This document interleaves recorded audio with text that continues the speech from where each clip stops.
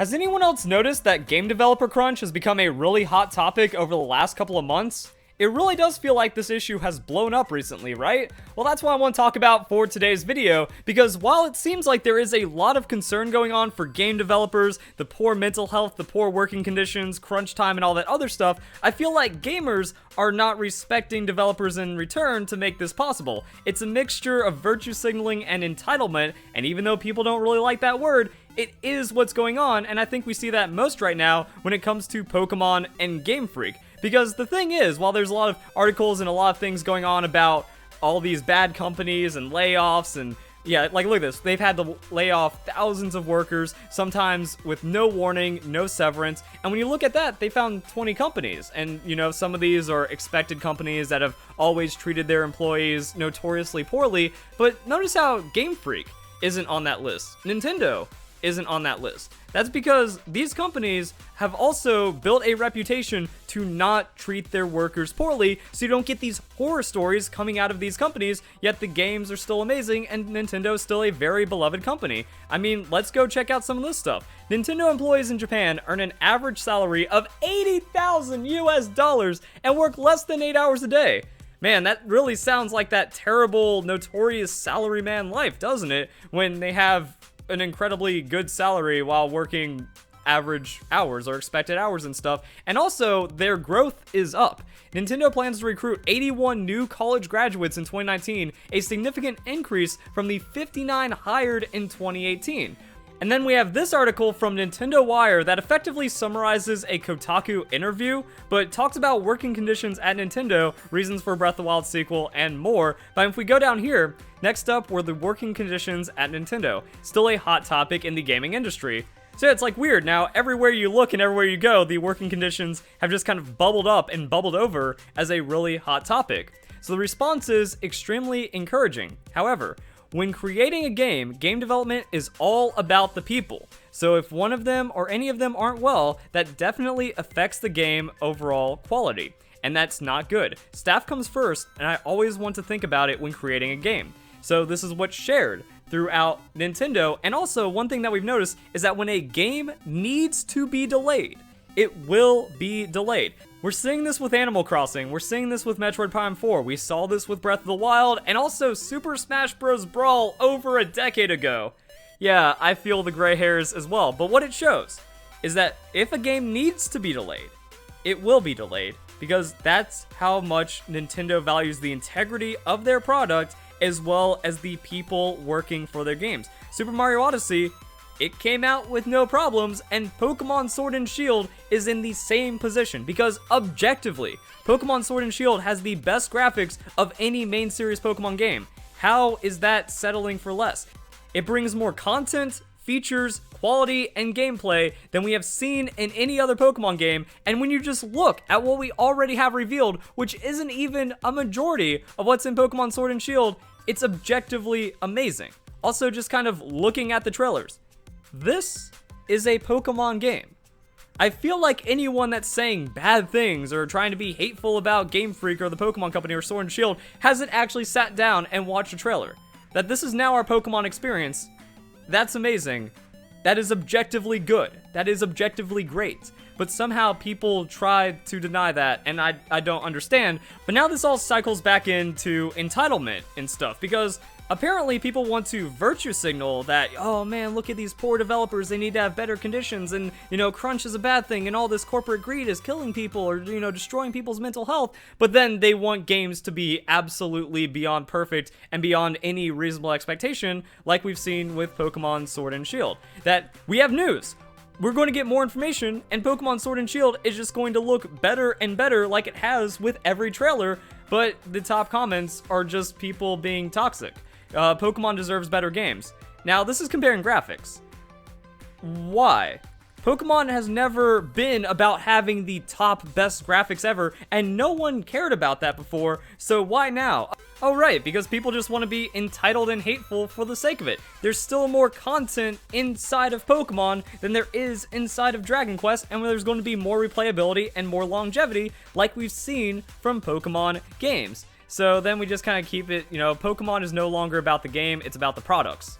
False. all the plushes, all the useless merchandise, all the mobile trash games. And this is what happens when you have people that came in around Generation 5 or like the newer generation. People get mad people get upset when people get mad at millennial entitlement and Zoomers and stuff like that. But it's really what's happening. Because if you grew up in the 90s, you know that Pokemon is about the shameless marketing, but that's what made it great. That's what made it so addictive. That's what makes Pokemon amazing as well. But it's also about all of this, leftist ideology, capitalism evil, late stage capitalism, money bad kind of thing, when really it was never a problem before. It's the exact same decisions being made, but now it's a problem even though we are getting the best Pokemon games we've ever seen. I don't understand it.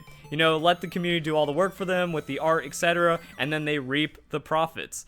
Bring back National Dex right now. There's also a lot of other replies, who's ready for more information on Pokemon Sword and Shield? Who's ready for them to bring back the National Dex? So, tons of NPC nonsense still going on. So all of this nonsense is about putting more pressure on developers, overworking developers just because they want their entitled perfect game. But delaying the game will never bring them what they want out of Pokemon Sword and Shield, because that's the developers' wishes. That the biggest reason why we are not having the National Dex in this Pokemon game or any other Pokemon game in the future is because there's too many Pokemon. Not too many Pokemon to model, not too many Pokemon to design and implement into a game, but just too many Pokemon to appreciate or enjoy. But it's even more than that. It's coming down to the battle system. We're making sure we can keep everything balanced and give all the Pokemon that appear in the games a chance to shine. How is that a bad thing? Wanting Pokemon to be useful and appreciated, because if you have all 900 to 1,000 of them, you just can't balance it. So reducing the roster and then fine-tuning them individually to make a more balanced game, that's just better for everyone. That increases the lifespan of the games, because the entirety of the post-game is training to get better, to battle your friends and play competitive Pokemon. And while people deny it, they still don't realize they're playing competitive Pokemon. I've done a lot of videos, I've had a lot of conversations, and it's like, do you battle with your friends? Yes. That's competitive. Unless you are intentionally trying to lose and be bad at Pokemon at any stage in the game, it's competitive. Have you participated in the Battle Frontier? Did you want the Battle Frontier in Omega Ruby Alpha Sapphire? That's competitive.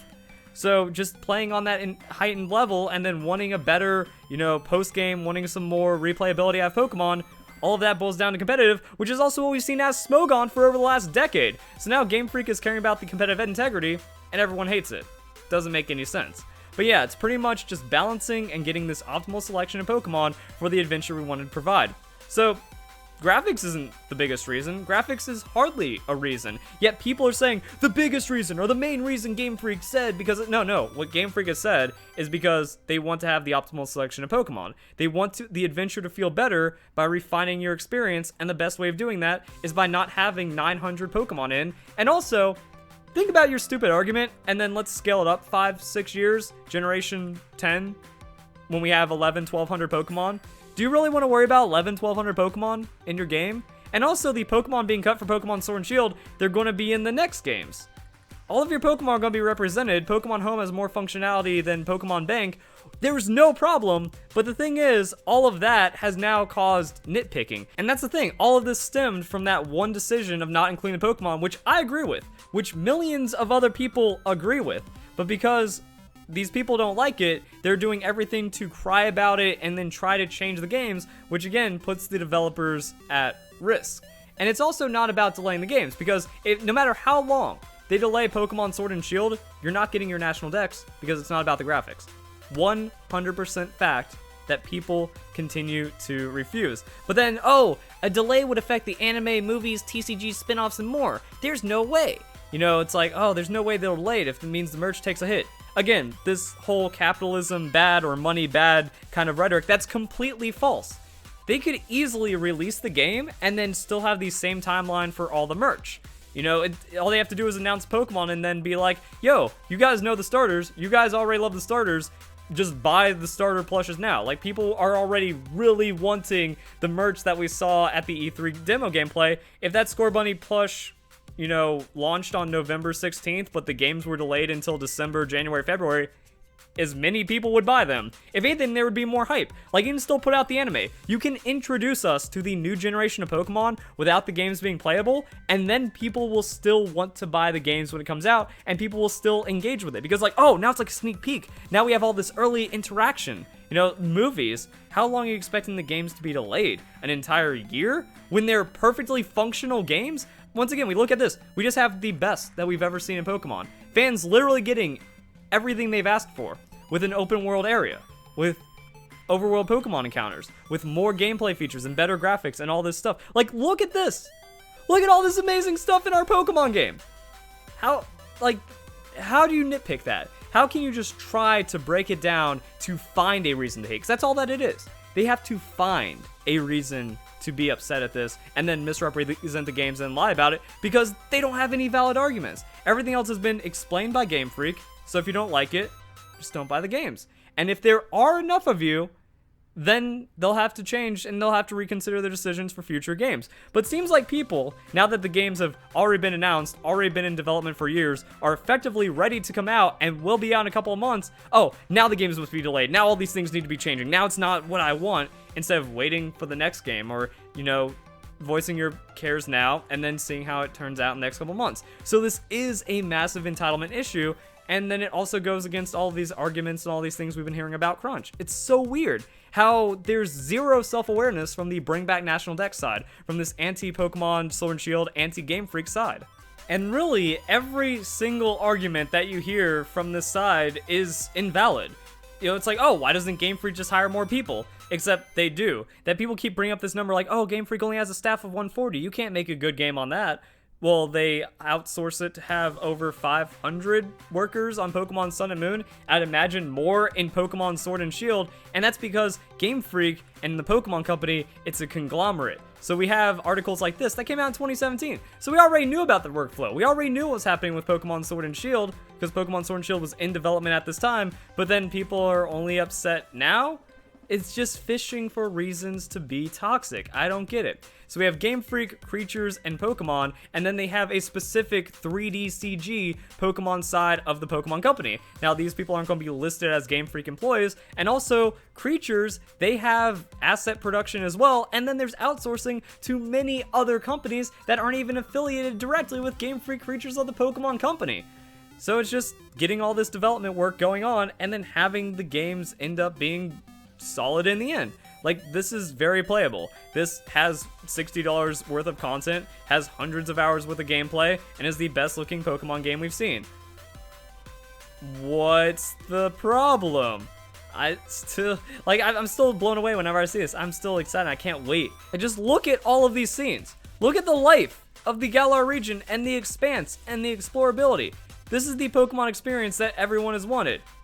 But apparently that's not enough now, because that's just 2019 culture, as everyone's about being outraged and hateful so they can get exactly everything they want, and that's why we are in this crazy developer crunch. So I mean, I just have like random articles, you know, Fallout 76 beta makes me sad. Remember the whole Fallout 76 disaster that happened like a year ago when people were playing the beta and they were rushing out the games, and you know, it's like their whole beta test was just a joke because like, oh, the games clearly aren't playable, but they're not moving back the release date or anything like that, and then everything just really sucked on launch. Pokemon Sword and Shield actually works and doesn't really show any signs of being a glitched, unplayable mess, because that's how all the Pokemon games have been up until this point, and Pokemon Sword and Shield is just a better Pokemon game than the other games. Like, it's just a step up.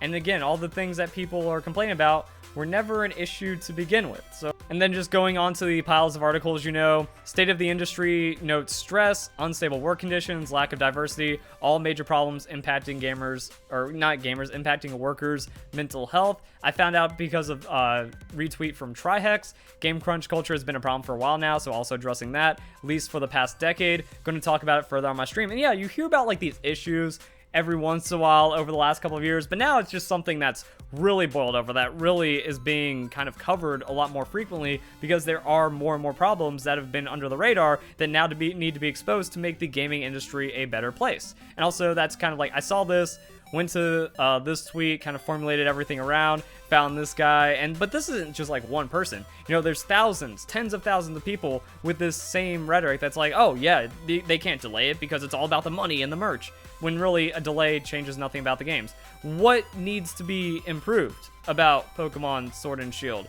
You want to delay the game for a year to touch up the models that you wouldn't really notice any difference anyway, unless you were nitpicking the game on a atomic level? It doesn't really seem like any of that needs to happen. That this is still the most ambitious and innovative Pokemon game.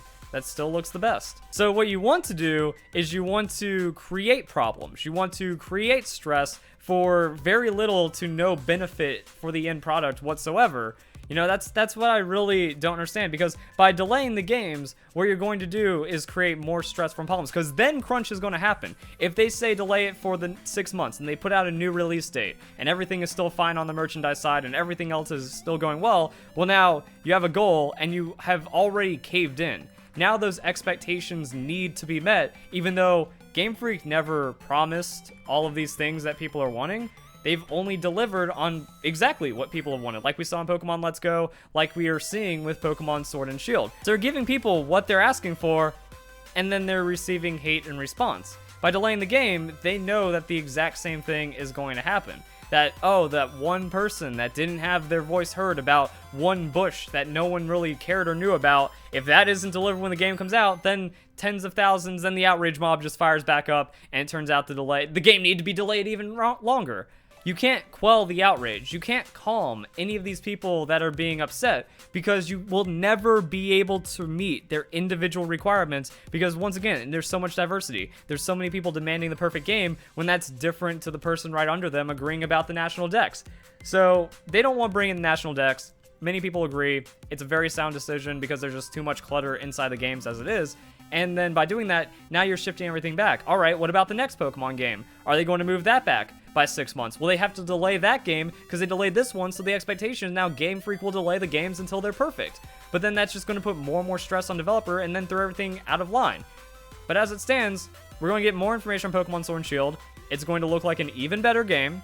There's going to be even more reason to love it. It's going to show improvements, as we have seen with the other trailers, and it's going to be a fully functional, playable game when it launches. That's a bad thing, and people want to harm game developers and for the sake of their entitlement. So I think that's another element of crunch that needs to be kind of understood when it comes to it, that it's the consumers that are creating this. And we can see that the most in Pokemon Sword and Shield right now. So if you guys enjoyed the video, if you enjoyed the discussion, share it with your friends, keep the conversation going and all that fun stuff. And there we go. So if you guys enjoy the video, hope you all have a nice day. Thank you very much for watching.